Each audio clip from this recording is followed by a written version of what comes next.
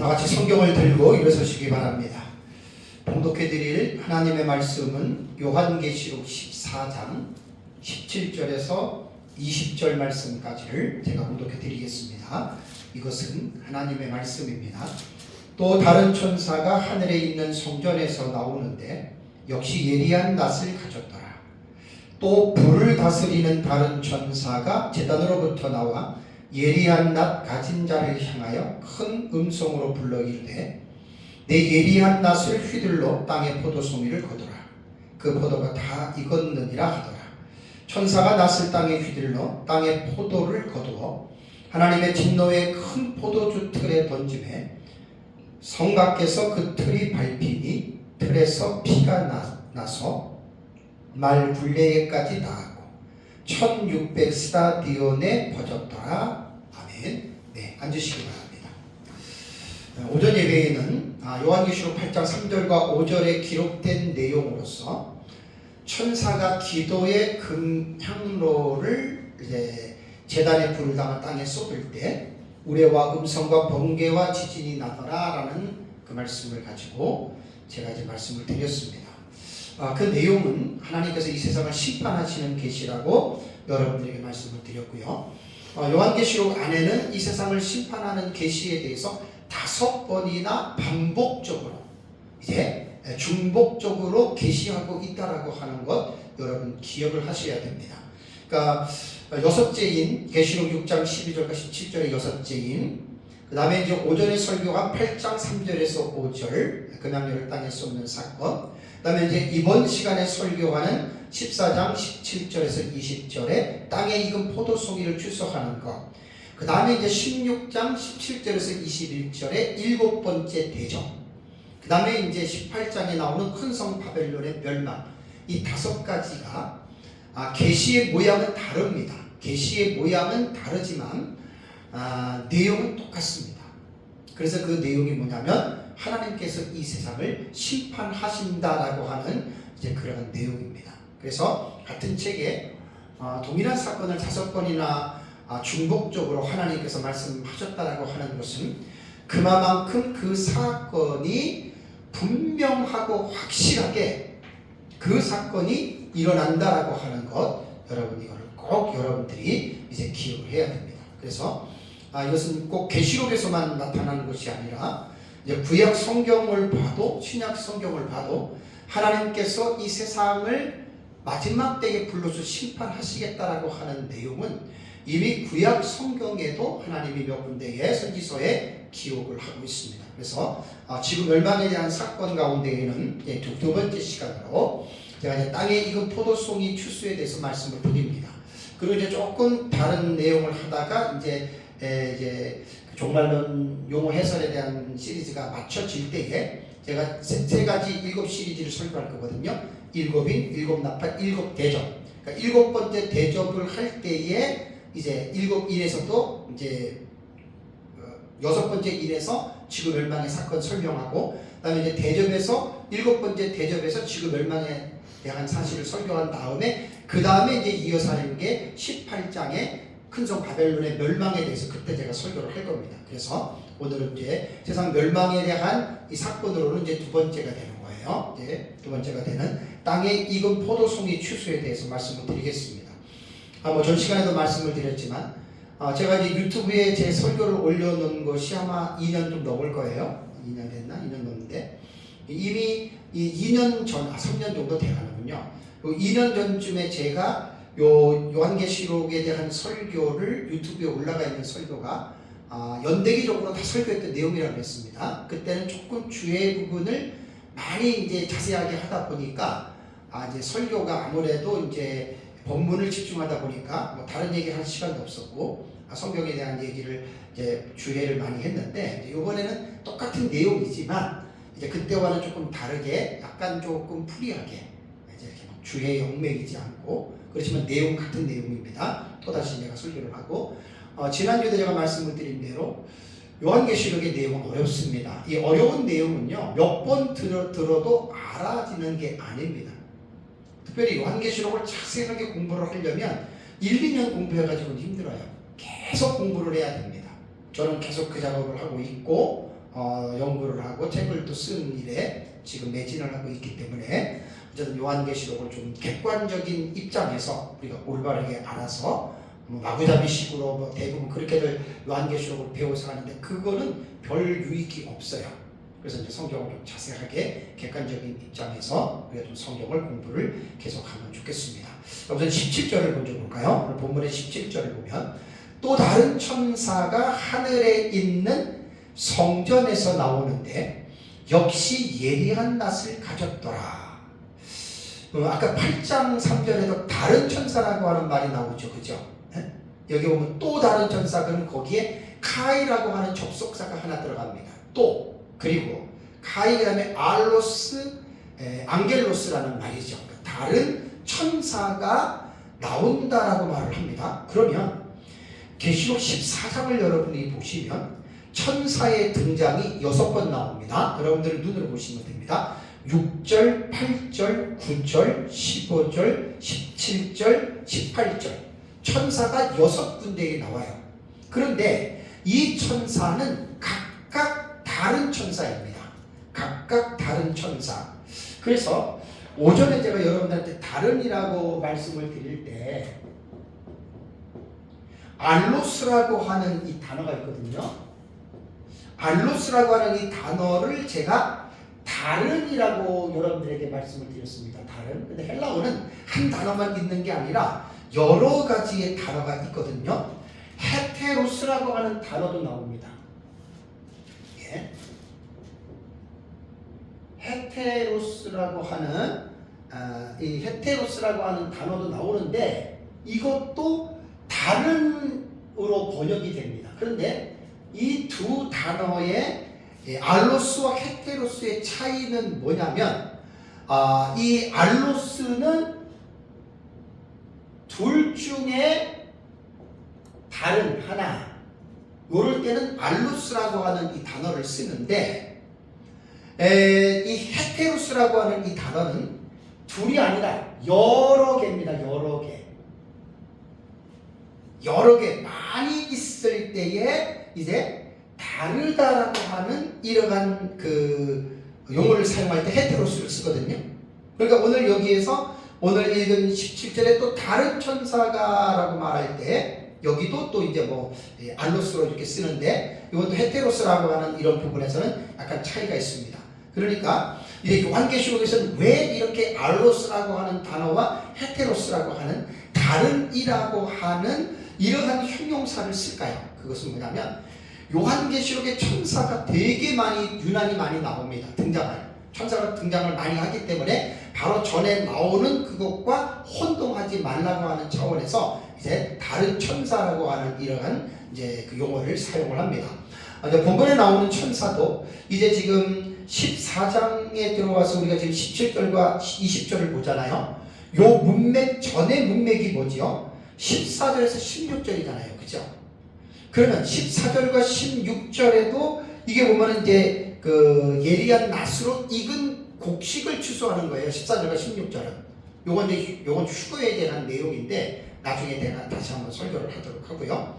그러니까 지금 익은 포도송이를 추수하는 이 문맥 이전의 문맥에도 예리한 낫이 나옵니다.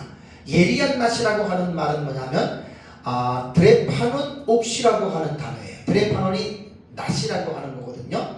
옥시라고 하는 말은 날카롭다라고 하는 이제 그러한 뜻인데, 그러니까 이미 전의 문맥에서도 이 드레파논 옥시라고 하는 예리한 낫이 나왔고 또 17절 문맥에도 또 이 예리한 낫이 나옵니다. 그러니까 전 문맥에서 그 예리한 낫으로 땅에 익은 곡식을 추수했던 것들을 아는 사람들은 17절에 와서 또 예리한 낫이라고 하면 이것도 뭔가 추수에 대한 것이네 라고 하는 이러한 사실을 짐작할 수 있는 것을 우리가 본문을 통해서 읽을 수가 있거든요. 본문에서 등장하는 드레파논이라고 하는 이 낫이라고 하는 말은요, 이것은 이 세상의 종말과 관련되어서 이것은 비유적으로 사용된 겁니다.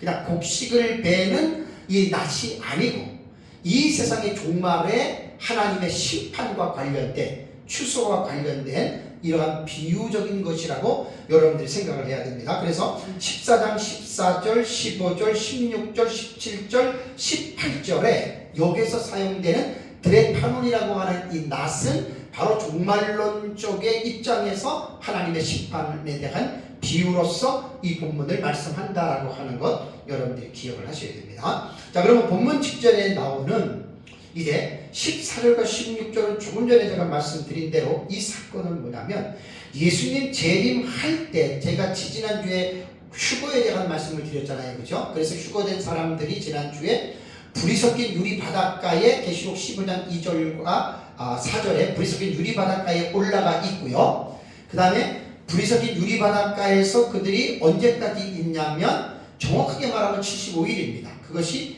다니엘서 12장 11절과 12절에 1290일과 1335일에 대한 계시가 불이 섞인 유리 바닷가에 올라가 있는 그 기간을 말씀해 주는 거라 그랬죠. 그러니까 계시록 14장 14절에서 16절의 문맥에 나오는 땅에 익은 예리한 곡식은 바로 예수님 재림에서 그들을 하늘로 휴거를 시켰다는 겁니다. 그렇다면 이 세상에서 예수님 재림에서 믿는 성도, 생존 성도들이 하늘로 휴거가 됐다면, 올라갔다면 이 세상에 남아있는 자는 누구일까요? 그건 불신자들이에요. 생명책의 이름이 기록되지 않는 불신자들이 이 세상에 남아있는 겁니다.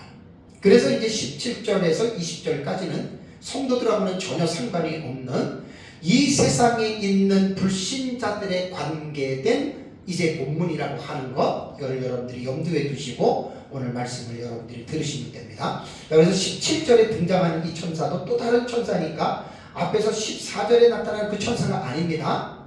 그 천사가 아닙니다.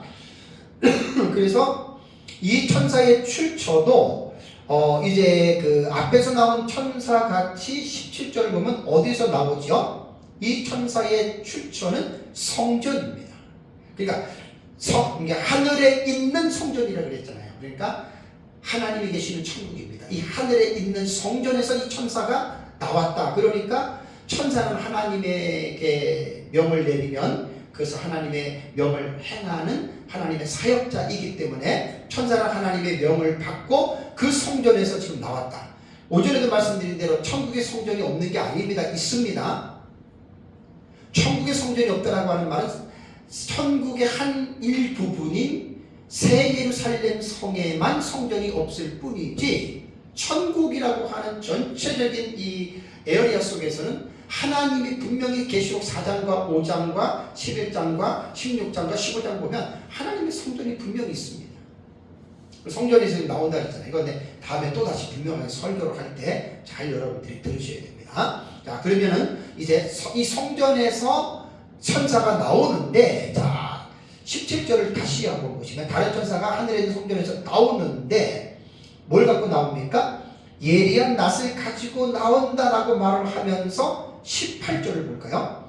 18절을 보시면 또 다른 천사가 나오죠. 또 불을 다스리는 다른 천사가 나오죠. 그죠? 보세요. 앞에 절에 직전 절에 있는 그 천사 또 다른 천사예요. 또 다른 천사예요. 그 다른 천사가 지금 나오는데 이 천사는 불을 다스리는 천사다. 이 천사 앞에 불을 다스린다라고 하는 이 내용이 수식이 되어져 있어요. 불을 다스리는 다른 천사가 제단으로부터 나와서 17절에 나오는 전절에 나오는 예리한 낫 가진 자, 이것도 천사잖아요. 이것도 다른 천사란 말이에요. 그 자를 향하여 큰 음성으로 불러 이르되 내 예리한 낫을 휘둘러 땅에 포도송이를 거두라. 그 포도가 익었느니라 라는 말이 나옵니다. 포도가 익었다? 그렇다면 불을 다스리는 천사는 어떤 천사인가요? 그냥 말 그대로 불을 다스린다라고 하는 표현 속에서 하나님의 사역을 할 때에 불에 관련된 그 일은 이 천사가 감당한다. 여러분 그렇게 생각하면 됩니다. 그래서 오전에도 말씀을 드린 대로 불이라고 하는 필이라고 하는 그 단어는요, 불은 하나님의 원수들을 심판할 때 그때 이제 성경에 보면은 이제 그 불이라고 하는 이러한 비유적으로 많이 하나님께서 이제 말씀을 했는데, 오늘 본문에도 이게 사실 심판에 관한 내용이거든요.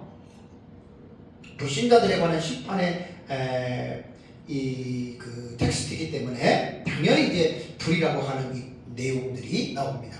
자, 요한계시록에서 제가 지난번에도 설교할 때 말씀을 드렸지만, 자, 요한계시록에서 특이한 게 뭐냐면 천사들이 하는 이 사역이 아마 요한계시록만큼 풍성하게 기록한 책은 없을 거예요. 제가 그래서 14가지를 요한계시록에서 제가 추렸어요. 제 책에는 안 나옵니다.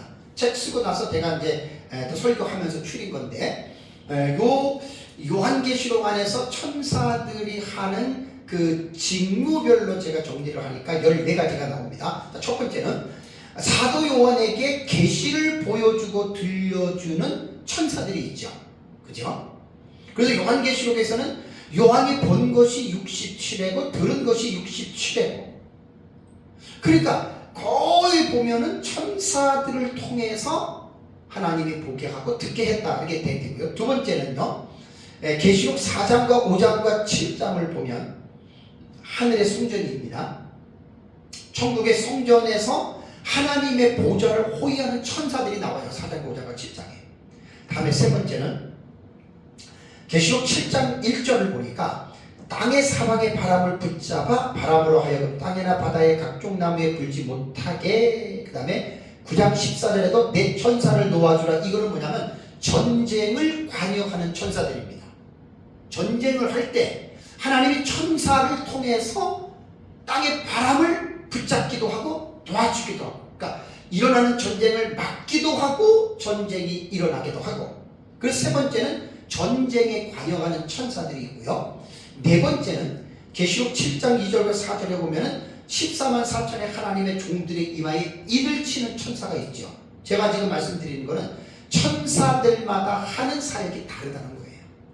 다섯 번째는 7 나팔을 부는 천사들이 있어요. 8장, 9장, 11장, 15장에 7개의 나팔을 부는 천사들이 있고, 다음에 여섯 번째는 펴놓인 두루마리를 들고 있는 신생 천사가 있죠. 그게 계시록 10장에 나옵니다.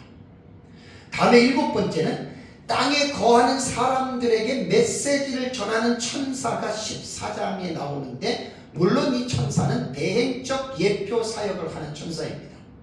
두중인들의 사역을 대행하는데 그것도 천사를 통해서 모습이 나오고, 여덟 번째는 오늘 이제 계시록 그 14장에 보면은 땅의 추수를 위하여 전 문맥이 나오는 거예요. 14절에서 17절. 예리한 낫으로 땅에 익은 곡식을 수확하는데, 그게 성도들을 휴거할 때, 공중으로 끌어올릴 때 그 일을 하는 천사가 있다는 거예요. 이것은 마태복음 24장에 나오죠. 마태복음 24장에 보면은 예수님께서 재림하실 때 31절에 천사들을 통해서 땅 이 끝에서 저 끝에서 패자들을 불러 모으죠. 그 다음에 데살로니가전서 4장 17절에도 공중으로 성도들을 끌어올려 공중에서 주님을 만나게 한다. 이 천사들이 지금 사역이 지금 어떻게 해요? 다른 거예요. 그 다음에 이제 여덟 번째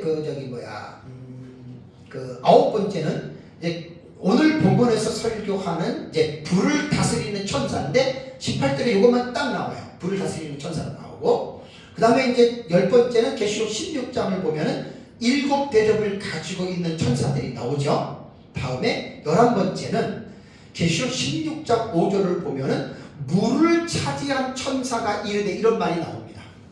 그러니까 이 천사는 물에 대해서 하나님의 사역을 감당하는 천사예요. 참 신기하죠. 그 다음에 이제 12번째는 계시록 18장 1절을 보니까 세상의 심판을 전하는 큰 권세를 가진 천사입니다. 천사인데 큰 권세를 가진 천사다. 다음에 이제 13번째는 계시록 19장 9절에 보면은 어린 양의 혼인 잔치에 대해서 요한에게 알려주는 천사가 있고요. 다음에 14번째는 계시록 20장을 보면은 사탄을 잡아서 예수님 재림 이후에 무적에게 던져놓는 천사들이 있어요. 여러분, 천사는 이거는 저기 뭐라 그럴까요? 빙산의 일각이에요. 성경 전체를 연구하면 이 천사들의 사역은 각종 각종 모든 일에 이 천사들이 전부 다 투입이 됩니다. 그래서 요한계시록에서만큼 이렇게 천사들의 사역을 다양하게 우리에게 계시해 주는 책은 없습니다. 그래서 제가 나름대로 그냥 요한계시록을 정리하니까 이 14가지 그 외에도 더 있는데 제가 이제 뭐 이렇게 정리를 안 해서 그렇지 그렇게 더 있습니다. 그렇다면 우리가 천사에 대한 기본적인 좀 공부를 해야 될 게 히브리서에 보면 나옵니다. 히브리서에 보면은 천사의 다양한 역할 가운데 두 가지 사실을 분명하게 말하고 있습니다. 이거 꼭 아셔야 됩니다. 첫 번째 천사는 뭐냐면 히브리서 1장 7절을 보세요. 히브리서 1장 7절을 보면 또 천사들에 관하여는 그는 그의 천사들을 바람으로 그의 사역자들을 불꽃으로 삼으시느니라 말을 했거든요. 그러니까 천사들은 뭐냐면 하나님의 사역을 대행하는 자입니다. 하나님이 하시는 일을 이 천사를 통해서 하는 거고, 두 번째는 이 천사들은 히브리서 1장 14절을 보면 모든 천사들은 섬기는 영으로 구원받을 상속자들을 위하여 섬기라고 보내심이 아니냐. 여러분 참 신비합니다. 저는 좀 신앙적으로 저도 좀 신비한 신앙 자체를 부정하는 것은 아닌데, 분명히 우리 주변에는 모든 믿는 자들에게는 그 모든 믿는 자들을 보호하는 천사가 분명하게 있습니다. 여기까지만 알면 됩니다. 뭐 기도하다가 환상 가운데 막 그 천사가 지금 나한테 있고 뭐 내 왼편에 있고 오른편에 있고 이런 쓸데없는 얘기는 하지 말고, 분명하게 모든 구원 얻는 자들에게 하나님께서는 그들을 섬기라고 천사들을 이 세상에 보내셨다. 사탄도 마찬가지입니다. 마귀의 종이 사탄의 종이 귀신들인데, 귀신들도 셀 수 없이 많지만 우리가 귀신과 사탄을 두려워해서는 안 될 이유가, 하나님은 구원받은 자들을 섬기기 위해서 천사들을 하나님이 우리 주변에 붙여주셨다는 거 여러분 믿고 사세요. 내 옆에 천사가 있다라고 하는 것을 체험하고 믿지 말고, 옆에 천사가 있다라고 하는 거 몰라도 믿으세요. 믿으면 여러분 역사가 나타납니다. 왜? 히브리서 1장 14절에 분명하게 하나님 말씀하시기를 모든 천사들은 섬기는 영으로서 구원받을 상속자들을 위하여 섬기라고 보내심이 아니라 그랬잖아요. 하나님이 보내셨습니다. 너무들 세상에서 귀신들이나 사탄을 두려워하지 마십시오. 그런 악한 영들로부터 하나님이 우리를 보호하고 섬기기 위해서 하나님께서 천사를 보내셨다는 거, 이 두 가지를 여러분 분명하게 믿으시기 바랍니다. 자, 그렇다면 다시 본문으로 돌아와서 본문에 나오는 불을 다스리는 천사가 예리한 낫을 가진 천사에게 지금 말하지요. 무슨 말을 합니까? 땅의 포도송이가 익었으므로 그 낫을 휘두리라, 이렇게 말하는 거예요. 그러니까 어떻게 보면 천사의 직급으로 본다면 불을 다스리는 천사가 지금 땅에 예리한 낫을 가지고 있는 천사보다는 조금 위에 있는 위에 처지에 있는 천사로 여러분들 볼 수가 있는 것입니다. 그러니까 이것은 불을 다스리는 천사가 자기 마음대로 말한 것이 아니고, 이 불을 다스리는 천사가 이제 그 하나님의 명을 받아서 예리한 낫을 가진 이 성전에서 나온 천사에게 또 이게 명령을 지금 한 거라는 말입니다. 그렇다면 앞에 문단에서 14절에서 16절의 문단이 익은 곡식이 성도를 말했잖아요. 그럼 여기에서는 아까 말씀드린 성도들이 이미 휴거된 거예요. 그럼 이 세상엔 아무도 없어요. 성도들은 불신자밖에 없어요. 근데 불신자는 뭐라고 표현했습니까? 18절을 보면은 그 포도가 익었느니라 그랬잖아요. 그죠? 익은 포도송이를 그걸 추수하라는 거예요. 그럼 이들은 누구냐? 불신자들이란 말이에요. 그러니까 성도들의 추수는 휴거고, 예수님 재림 때 휴거고, 불신자들의 추수는 땅에 익은 포도송이로 예리한 낫을 추수하는 겁니다. 그렇다면 이 불신자들은 누굴까요? 우리 요한계시록에서 계속 공부를 알지만 한 일의 기간에 이미 예수님 재림했고 성도들 올라갔고, 이 땅에 있는 사람들은 뭐냐? 생명책에 이름이 기록되지 않는 모든 자들이고, 그들은 이미 짐승의 표 666을 다 받은 자들입니다. 그러니까 이 땅에는 100%입니다. 100%. 이때는 100%가 다 하나님을 대적하는 자들, 불신자들밖에 없었다는 겁니다. 그런데 여러분, 오늘 본문에 보면은 18절에 그 포도가 어떻게 됐다 그랬죠? 동사가 익었느니라는 말이 나오죠. 그죠? 포도가 익었다? 동사가 나오면은 동사에 제가 관심을 갖는다 그랬습니다. 익었다라고 하는 말이 뭐냐면 이 아쿠아조라고 하는 단어거든요. 뭐 완성하다, 무르익다라는 뜻인데 이 아쿠아조는 에쿠아산이라고 하는 본 동사가 에쿠아산이거든요. 이게 직설법, 부정과거, 복수, 3인칭, 능동태입니다. 왜 이게 중요한 줄 아십니까? 직설법, 부정과거, 그 다음에 3인칭, 복수, 능동태거든요. 3, 복, 능동태입니다. 이게 아쿠아조라고 하는 말이. 이걸 여러분들 잘 생각해 보십시오. 직설법의 부정과거는, 직설법은 시제가 통한다 그랬죠. 그죠? 직설법 부정사지만 이건 과거기 때문에 이 계시를 본 사도 요한이 본 계시를 보는 그 시점에서 과거입니다. 그 시점에서 과거예요. 그러니까 이 심판이 일어나기 직전에 과거의 상황을 말을 하는 것이고 그 다음에 땅에 있는 포도주가 불신자들인데 이것이 익었다라는 말이잖아요. 익었다. 익었다라고 하는 말이 3인칭 복수니까 그들이 익은 거예요. 근데 어떻게 익었느냐? 태가 능동태입니다.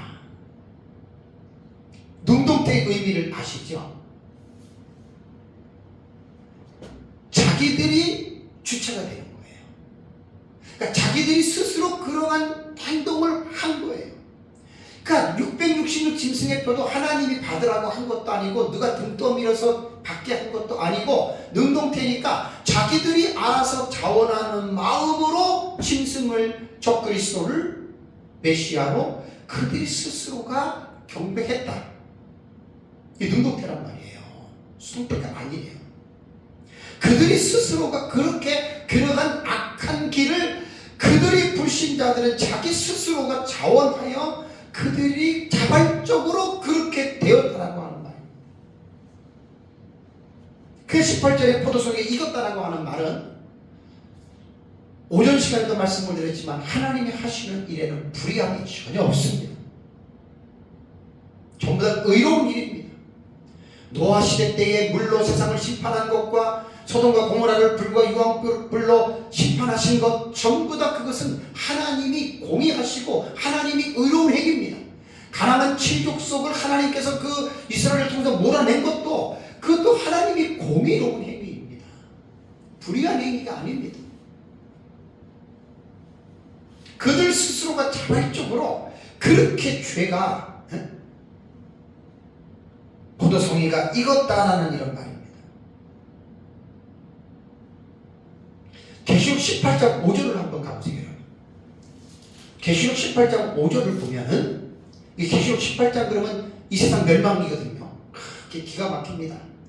5절을 보면 그 죄는이라고 하는 건 이 세상 사람들의 죄예요. 세상이 지금 불심판을 받는 거예요. 그 죄는 하늘에 사무쳤으며 하나님은 그의 불의한 일을 기억하신지라 그랬죠.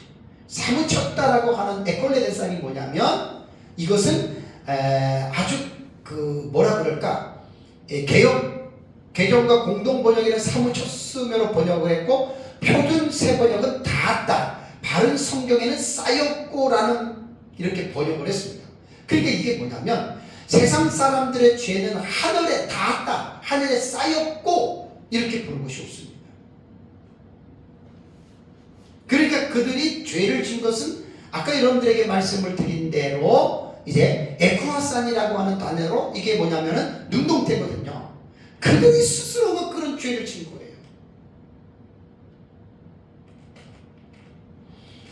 우리는 사탄의 미혹에 의해서 우리는 죄를 짓지만 사탄이 내게 죄를 짓게 하는 데에 영향력을 끼쳤지만 그 죄는 내가 진 겁니다.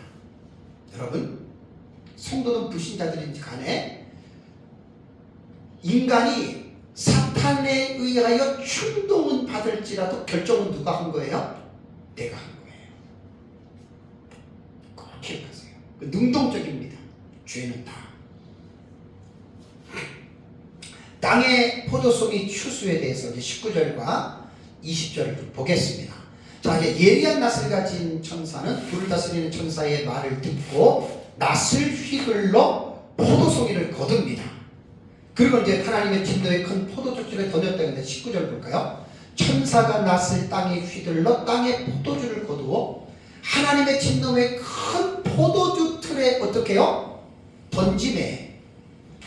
좀 표현이 좀 어때요? 포도주 틀이 하나님의 진노의 그것도 큰 진노. 그러니까 이건 긍정적인 의미는 아니죠. 부정적인 내용이죠. 그래서 이것은 사실 요한계시록 16장 10절, 17절에 보면은 7번째 대접을 쏟을 때 나오는 거잖아요. 그죠? 그 동일한 그 사건이에요. 7번째 대접을 쏟을 때 지구가 갈라지잖아요. 세 갈래로. 그런 거가 똑같은 거란 말이에요. 지금 이거는. 그러니까 똑같은 내용을 계시의 모양을 다르게 표현한 것밖에 없어요. 그래서 이 7번째 대접의 재앙이 내릴 때 이 세상에 생존하는 사람들은 누구도 이 불심판을 모면할 수 있는 사람은 하나도 없다라고 하는 것 기억해야 됩니다. 그래서 이제 본문에는 마치 포도송이를 큰 포도주 틀에 던져서 그 틀에서 사람이 포도주를 짓이기면 어떻게 됩니까? 포도주가 다 터지지 않습니까? 계속 밟으면 포도 알갱이는 전부 다 터져서 다 물로 빠져버립니다. 그래서 이 세상에 존재하는 모든 인류가 성도들은 추가됐고 불신자들은 완전히 멸망할 것에 대한 이것 포도송은 그렇게 여러분들이 이미지를 여러분들이 생각하면 됩니다. 20절 볼까요? 밟아요. 20절 보니까 성 밖에서 그 틀이 밟히니 장소는 성 밖입니다. 틀에서 피가 나서 왜 피로 얘기를 했을까요? 포도즙이 피입니까? 이게 교차가 되는 이 비교법에서 우리는 포도송이가 인간을 심판한다는 걸로 바꿔서 또 우리가 이것을 여러분들의 본문을 이해해야 됩니다. 틀에서 피가 나서 어디까지 피의 양을 말할 때 말 굴레까지 닿았고 그 다음에 범위로 에어리어로 말하면 1600스타디온에 펴졌더라라는 말입니다. 우선 여기서 성 밖이라고 말하는 것은 여기서 말하는 이 성은 과연 무엇일까요? 성은 문자적으로 볼 때는 예루살렘 성입니다. 이 땅에서. 그 다음에 이것이 천국으로 표현한다면 새 예루살렘 성을 말하는 겁니다. 그러니까 이 성 밖이라고 하는 말은 이 상징적으로 해석을 해야 돼요. 뭐냐면 구속받은 하나님의 성도들은 성 안에 있는 것으로 봐야 되고 구원받지 못한 사람들은 성 안을 못 들어가고 성 밖에 있다라는 말입니다. 그렇다면 여기에서 중요한 게 뭐냐면 어떤 사람들이 이런 말을 해요. 천국에 있는 새 예루살렘 성 안에는 구원받은 자들이 있고 바로 그 성 밖에는 구원받지 못한 사람들이 거기서 지옥이 바로 그렇게 붙어있다는 얘기를 하는데 그런 뜻은 아닙니다. 천국과 지옥은 그렇게 붙어있는 게 아니에요. 그러니까 좀 성경을 읽을 때 좀 풍부한 우리 인간의 이성을 가지고 성령의 감동으로 풍성하게 좀 이해를 해야 되는데 이러한 내용들에 대한 깊이 있는 이해를 못하면 그냥 자기 기록된 대로만 그냥 문자가 되는 좁은 면으로만 생각할 수밖에 없거든요. 그러니까 성 안은 in Christ고 성 밖은 out Christ예요. 그러니까 예수 믿으면 천국, 안 믿으면 지옥. 이렇게 해석을 해야지 마치 뭐 예루살렘 바깥에 성 밖에 막 불신자들이 지옥이 그렇게 생각하는 그 말이 안 됩니다. 그런 의미가 아닙니다. 그래서 왜 이 사람들이 성 밖에서 밟혀 있느냐? 그것은 뭐냐면 요한계시록에서 생명책에 기록되지 않는 모든 사람들이 다 짐승의 표인 666표를 받았잖아요. 그리고 그들은 그것 때문에 여러분 지옥을 가서 하나님의 그 포도주 진놈의 큰 포도주 심판의 틀에서 포도주가 밟히는 것처럼 그들은 이 세상에 하나님의 불심판을 받을 때 불에 타서 죽을 것이다. 그것을 본문이 우리에게 말하는 것입니다. 20절에서 말하는 바는 포도주 틀에서 밟혀서 그 즙이 나오는 것을 사람의 죽임을 당할 때 각자의 몸에서 나오는 피라고 분명하게 말을 했습니다. 근데 그 피의 양의 높이가 어디까지입니까? 말 굴레까지 닿은 것으로 묘사하고 있죠. 20절 다시 보세요. 20절. 성 밖에서 그 틀이 밟히니 틀에서 뭐가 나요? 피가 나서 그 양이 그 피가 어떻게 해요? 말 굴레에까지 닿았고, 이게 피의 양입니다. 다음에 1600 스타디온에 퍼졌더라라는 말이 나오죠. 자, 그렇다면 여기에서 한번 상상을 해보십시오. 피의 높이가 말 굴레니까 거진한 어때요? 말 굴레면은 한 1m 50 이상 될 거 아니에요, 그죠? 자, 그렇다면 이게 예를 들어서 우리가 있는 이 예배당 이 공간에 피가 1m 10이면 뭐 얼마 안 되는데 그 에어리아를 뭐라고 얘기했냐면 1600 스타디온이라고 했어요. 그러면 1스타디온은 그리스피트로 600피트 가량이고요. 미터로 환산하면은 192m입니다, 여러분. 1스타디온은 192m예요. 192m. 스타디온.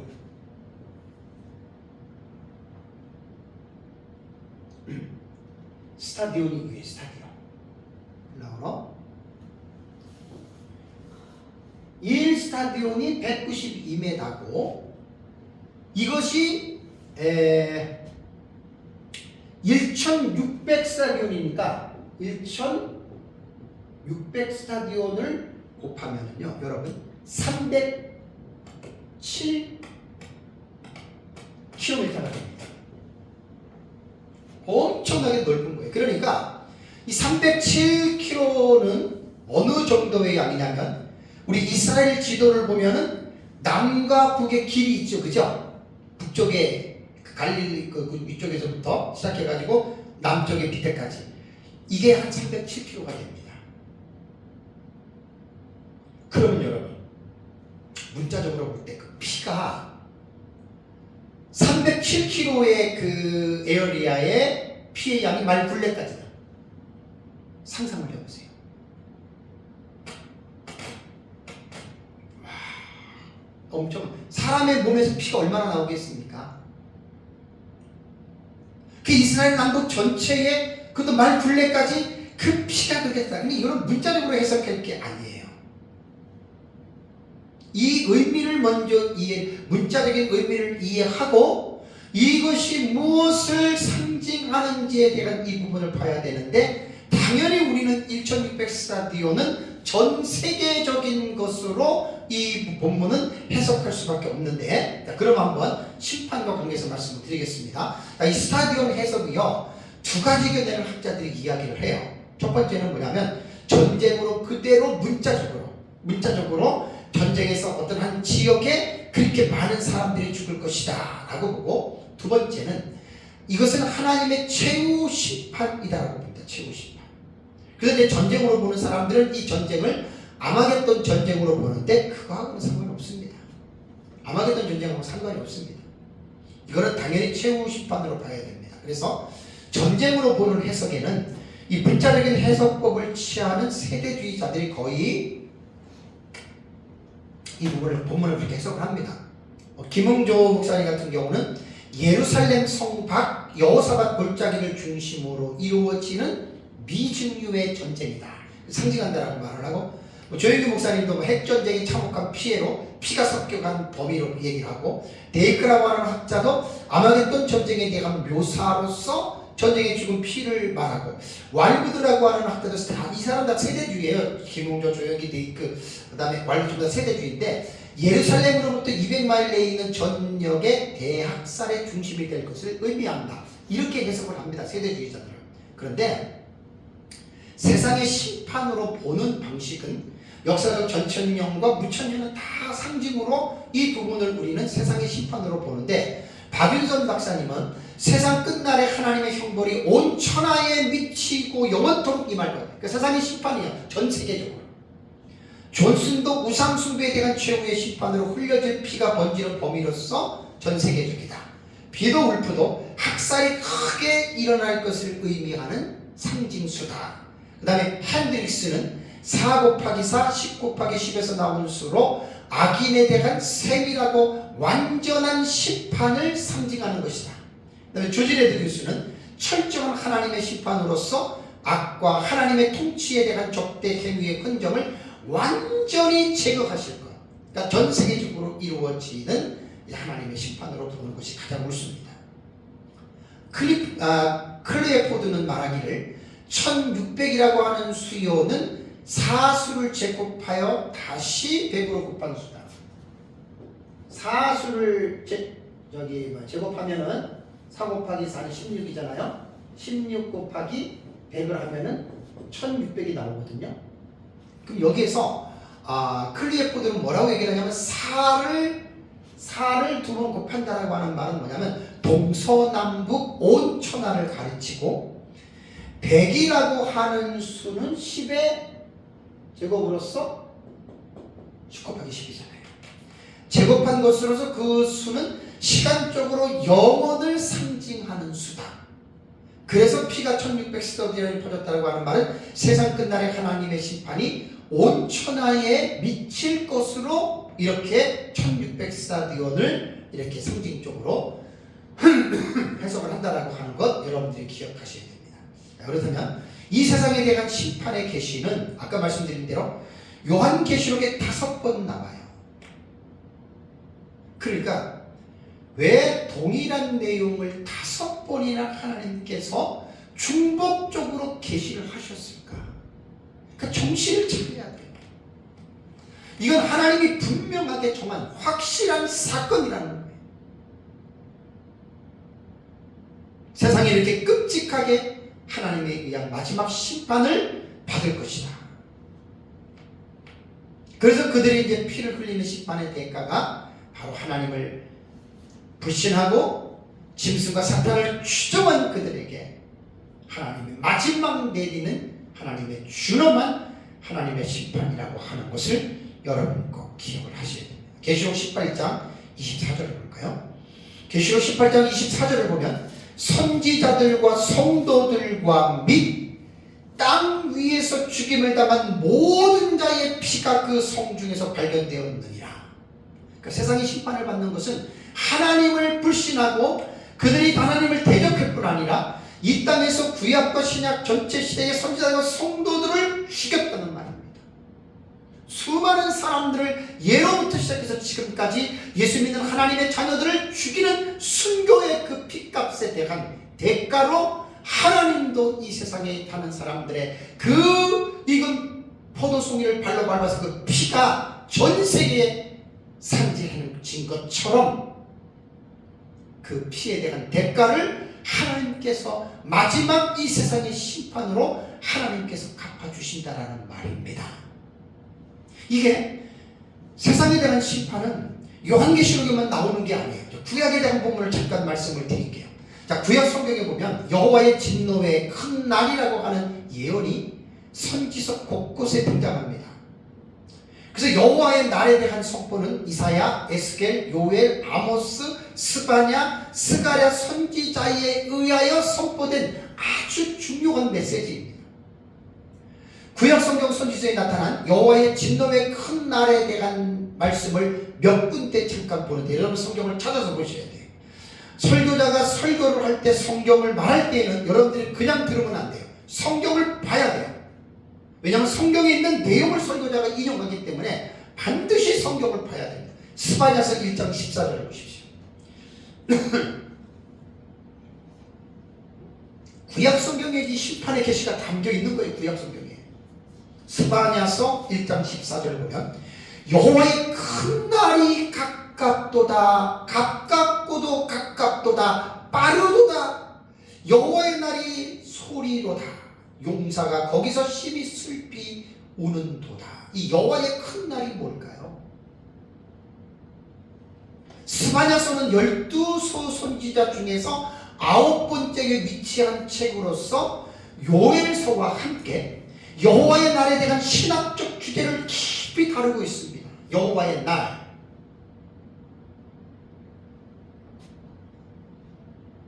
요미야훼, 여호와의 날입니다. 그 여호와의 날은 무슨 날이냐? 큰 날은 뭐냐? 이것이 바로 예수 그리스도의 재림으로 말미암는 이 세상의 심판을 말하는 거예요. 구약시대에. 그러니까 예수님이 세상에 오시기도 전에 이미 하나님은 선지자들을 통해서 메시아가 이 세상에 초림하실 것이고, 초림 이후에 다시 그가 승천했다가 다시 재림하면서 여호와의 큰 진노의 날, 여호와의 날, 그 날을 구약 성경에는 예언을 했다는 사실이에요. 여러분이 얼마나 놀라운 사실입니까? 정신이 번쩍 나지 않습니까? 이 세상은 천년만년 그냥 존재하는 세상이 아니에요. 예수 그리스도에서 재림하시면 이 세상은 부심판을 받아 멸망합니다. 자, 요엘서 2장을 보십시오. 요엘서 2장 10절과 11절을 보시면 그 앞에서 땅이 진동하며 하늘이 떨며 해와 달이 캄캄하며 별들이 빛을 거두도다. 여호와께서 그의 군대 앞에서 소리를 지르시고 그의 진영은 심히 크고 그의 명령을 행하는 자는 강하니 여호와의 날이 크고 심히 두렵도다. 당할 자가 누구이랴. 이 여호와의 날이 세상 끝날이에요. 요엘서 3장 14절 볼까요? 하늘이 떨며 해와 달이 캄캄하고 별이 빛을 거둔다. 지금까지 이런 일이 없었어요. 천체에도 이상이 있고 이 세상도 이상이 있는 거예요. 이게 여호와의 날이에요. 그 선지자들이 이것을 구약시대 엄청나게 강조하고 외쳤습니다. 이걸 가지고 이제 신학적인 용어로 말하면 프로페릭 포쇼트닝이에요. 예언적 원근 통신법. 예언자들이 가까운 사건과 장차 먼 미래에 일어날 사건에 대해서 포쇼트닝은 단축해서 말하는 거예요.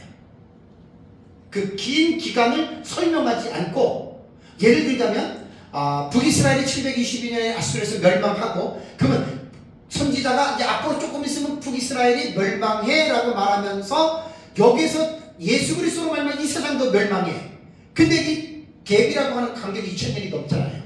그걸 설명하지 않고 이어서, 그게 바로 원근 통신법입니다. 예언자들의 원근 통신법. 프로페릭 포쇼트닝이라고 하는 말이에요.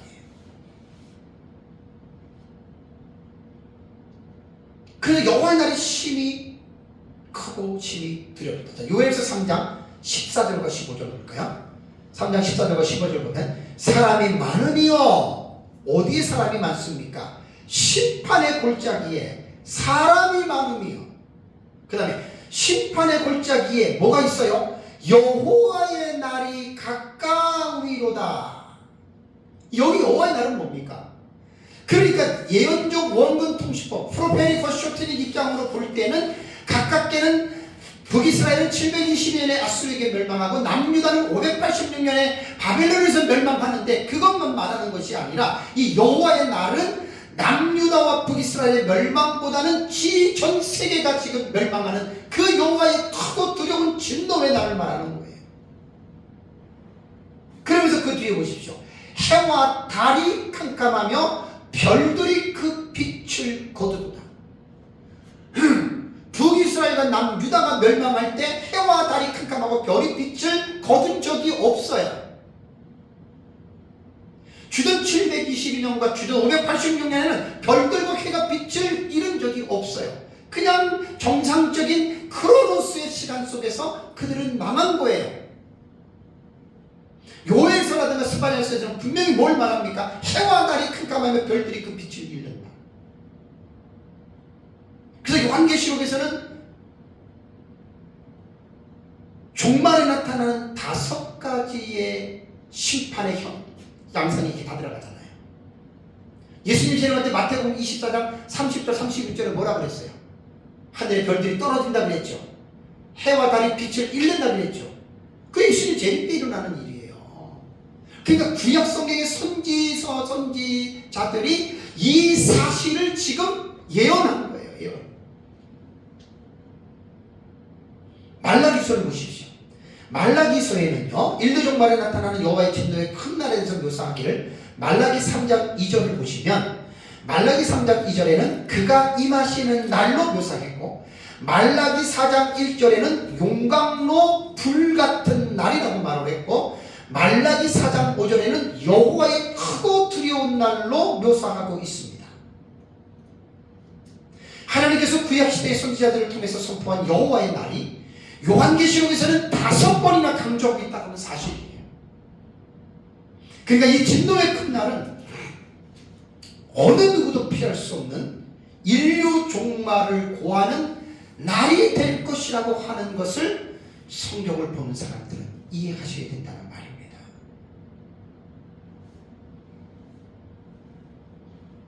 성경에 대한 깊은 의미를 모르는 사람들은 마치 예수 믿으면 복받고 잘 먹고 잘 살고 편안하게 사는 것이 예수님의 목적이 되고 하나님은 우리가 예수 믿고 복받아서 이 세상에서 편안 잘 누리기 위해서 그냥 성경을 그렇게만 보고 해석하는 사람들은 완전히 거짓 선지자들이에요. 성경에 나타나는 하나님의 이 심판에 관한 이 준엄한 이 엄중한 경고를 무시하지 않고 이런 건 관심이 없고 그냥 먹고 사는 데에만 관심을 갖고 그것만 가지고 기도하고 그것 때문에 예수님 믿고 그것 때문에 하나님을 섬긴다면 그 사람은 정말 불쌍한 성도가 될 수밖에 없습니다. 요한계시록은 너무너무나 중요한 책이기 때문에 요한계시록의 이 장차될 일의 계시를 모르는 사람들은 깨어있을 수가 없어요. 마지막 때에 깨어있을 수가 없습니다. 자, 이사야서 34장 4절을 볼까요? 자, 이사야 선지자의 예언을 잠깐 보겠습니다. 이사야 34장 4절을 보면 하늘의 만상이 사라지고 하늘들이 두루마리같이 말리되 그 만상의 쇠잔함이 포도나무 잎이 마름 같이 무화과나무 잎이 마름 같으리라. 이게 뭔 말입니까? 하늘의 만상이 사라지고 하늘들 샤마임은 샴 저기 마임 물들입니다. 저 위에 있는 물들 하늘은 복수로 되어 있습니다. 쌍수입니다. 쌍수 명사입니다. 하늘의 만상이 사라지고 하늘들이 두루마리 같이 말린다. 여러분 하나님 만드신 우주가 말린다고 생각해 보십시오. 그 만상의 쇠잔나무 포도나무 잎이 마름 같고 무화과나무 그러니까 이게 무슨 북이스라엘 남유다 그 멸망 그거 말하는 게 아니란 말이에요. 예수님 재림의 자, 이사야 24장 17절 보십시오. 이사야 24장 17절과 20절을 보시면 땅의 주민아 두려움과 함정과 올무가 내게 이르렀나니 두려운 소리로 말미암아 도망하는 자는 함정에 빠졌고 함정 속에 올라오는 자는 올무에 걸리리니 이는 뭐라고 했습니까? 위에 있는 문이 열리고 땅의 기초가 진동함이라. 자, 이게 무슨 뜻일까요?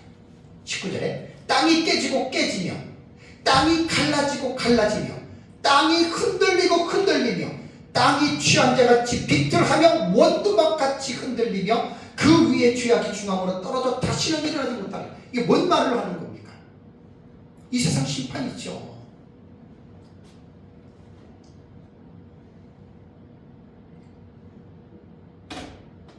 이미 구약 성경에 이 세상이 메시아의 재림으로 말미암아 이 세상은 장망성이라고 하는 것을 분명하게 선지자들로 말미암아 선포되어진 진리이고 선포되어진 계시입니다. 왜 선포되었죠? 훗날에 하나님을 믿는 하나님의 자녀들이 이 땅에 살면서 이 땅은 영원토록 사는 곳이 아니라 장망성이라는 말입니다. 인생은 빈손으로 왔기 때문에 반드시 빈손으로 갑니다. 돈이 많으면 뭐하고 명예와 권력 있으면 뭐합니까? 죽으면 다 빈손으로 갑니다. 그걸 기억하면서 예수님 믿고 두려움과 떨림으로 거룩한 삶을 살아가셔야 됩니다. 자, 신약성경에도 마태복음 10장 15절에 내가 진실로 너희에게 이르노니 심판날에 소돔과 고모라 땅이 그 성보다 견디기가 쉬우리라. 예수님도 지금 멸망 말했고요. 마태복음 24장 29절 그날 환난 후에 즉시 해가 어두워지며 달이 빛을 내지 아니하며 별들이 하늘에서 떨어지며 하늘의 권능들이 흔들리리라. 이게 뭔 말입니까 이게? 그날 환난 후에 예수님 재림 직전에 대환란이 분명히 있습니다. 그 대환란이 일어난 후에 즉시 해가 어두워진다. 이게 여러분 하늘이 망가지는 거죠. 달이 빛을 내게 태양이 어두워지면 달은 상당치이기 때문에 빛을 발하지 못하니까 빛을 못 내죠. 별들이 하늘에서 떨어지고 하늘의 권능들이 흔들린다. 예수님이 한 말입니다. 뭔 말입니까? 이 세상의 심판입니다. 베드로서 3장 10절을 볼까요? 베드로서 3장 10절과 12절을 보시면 그러나 주의 날이 도둑같이 오리니 그날에는 하늘이 큰 소리로 떠나가고 물질이 뜨거운 불에 풀어지고 땅과 그 중에 있는 모든 일이 어떻게 해요? 드러나리로다. 드러나리로다라고 하는 말은 뭐냐면 불에 타서 없어진다는 뜻입니다. 이게 킹제임스 성경에 그렇게 나와 있습니다. 그러면서 이 모든 것이 이렇게 풀어지리니 너희가 어떠한 사람이 되어야 마땅하냐? 거룩한 행실과 경건함으로 하나님의 날이 임하기를 바라보고 간절히 사모하라. 그날에 어떻게 해요? 하늘이 불에 타서 풀어지고 물질이 뜨거운 불에 녹아지려니와. 베드로가 왜 이 말을 했겠습니까? 믿는 성도들에게 겁을 주려고 이 말을 했겠습니까? 아닙니다. 하나님께서 청하신 그 이치에 대한 선포입니다. 우리는 믿어야 됩니다. 이 말을.